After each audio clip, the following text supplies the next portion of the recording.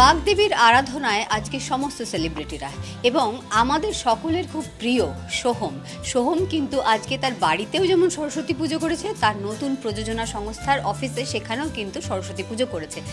এই যে সরস্বতী পুজো, অনেক বছর ধরে তো সরস্বতী পুজো করা হচ্ছে, আজকের দিনটা হচ্ছে বিশেষ দিন, কারণ ভ্যালেন্টাইন ডে এবং সরস্বতী পুজো একই দিনে পড়েছে।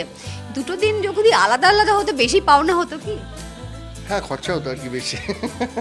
হ্যাঁ, বাট ঠিক আছে না, একদিনে দেখো, একদিকে তো মা সরস্বতী দেবী আরাধনার সবাই আমরা নিযুক্ত হয়ে রয়েছি। একদিনে প্রেম নিবেদন করার দিন, ভালোবাসার দিন। তো সেই সমস্ত যারা একে অপরকে ভালোবাসে সেই দিনটাতে তো অবশ্যই একটা স্পেশাল দিন সবার ক্ষেত্রে, এবং এই ভালোবাসাটা যেন অটুট থাকে প্রত্যেকটা সম্পর্কের ক্ষেত্রে। It's not about the lover, the fiancée or না, সব প্রত্যেকটা সম্পর্কের মধ্যে যেন আমরা সেই ভালোবাসার সেই বন্ধনটা থাকে। বিশেষ করে আজকের দিনটা সেই ট্রিবিউট, সেই dedication, and at the same time মায়ের কাছে আশীর্বাদ চেয়ে নেওয়া। মা যেন আমাদেরকে আরও সেই বুদ্ধি দেন, আরও সেই বিদ্যা দেন, যাতে আগামী দিনে শুধুমাত্র তো পুঁথিগত বিদ্যা নয়, আগামী দিনে চলার জন্য যে সামাজিক বিদ্যাটা দরকার, যে জ্ঞানটা দরকার, সেটাতেও নিজেরা যেন আরও সমৃদ্ধ হই। এবং বিশেষ করে আমার যে হাউস, সেখানেও তো মানে বলা যেতে পারে কি সবসময় বিদ্যার ছোঁয়াটা দরকার। তো মায়ের আশীর্বাদটা আরও চাই যে সেখান থেকে ভালো ভালো কাজ যেন করতে পারি।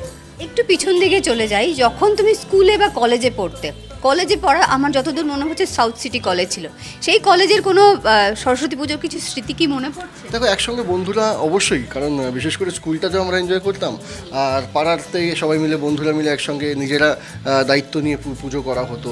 সেই পুজোটা কমপ্লিট করে যেরকম নিজেরা ভোগ বানানো হতো, আবার একটু পাশের পাড়ার যে স্কুলগুলো থাকতো সেখানে গিয়ে কোথায় কী কী মেনু হয়েছে এটা জানতাম, সেখানে গিয়ে একটুখানি গরম গরম খিচুড়ি, বেগুনি, তারপর গরম বোঁদে অনেক জায়গায় দিত।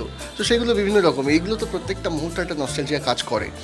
আর কলেজের ক্ষেত্রেও তাই, এবং বিশেষ করে যখন পাড়ার মোমেন্টগুলো বেশি মনে পড়ে, কারণ সবাই মিলে একসঙ্গে রাত জেগে, ঠিক আছে, সেটা প্যান্ডেল সাজানো নিজেদের হাতে হতো, লাইট সাজানো নিজেদের হাতে হতো, এবং পুরো পুজোটা পরের দিন দধিকর্মাটা আমি মাখতাম। তো সবটাই আর কি মিলিয়ে একটা নস্টালজিয়া তো কাজ করেই। আমি একটু চলে আসি শাস্ত্রীর কথাতে। শাস্ত্রীর শুটিং শুরু হয়েছিল এবং তার মাঝখানে একটা সমস্যা দেখা দিয়েছিল।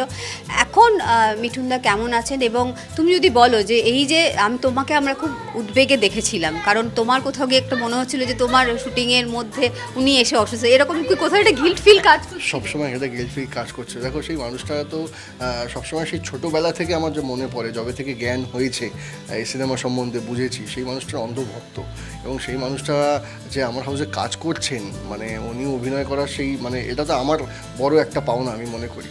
তো সুতরাং তার সান্নিধ্যে আসতে পারা বারবার একটা কোথাও একটা সৌভাগ্য, এবং তার পাশাপাশি সেই মানুষটা দুম করে অসুস্থ হয়ে পড়েছে, সেটাতে একটা গিল্ট ফিল করে যে বাবা আমার কি কোনো কোথাও ত্রুটি হলো যে সেখানে, বাট একদমই নয়। যাদের উনি গিল্ট ফিল করছেন কি দেখ আমার শরীরটা খারাপ হলো, তার জন্য তোর এত সময় নষ্ট হলো, এত সবটা কিছু লস হলো। আমি কিন্তু তুমি ভেবোই না, জাস্ট ভেবো না, তুমি সুস্থ থাকো, ভালো থাকো।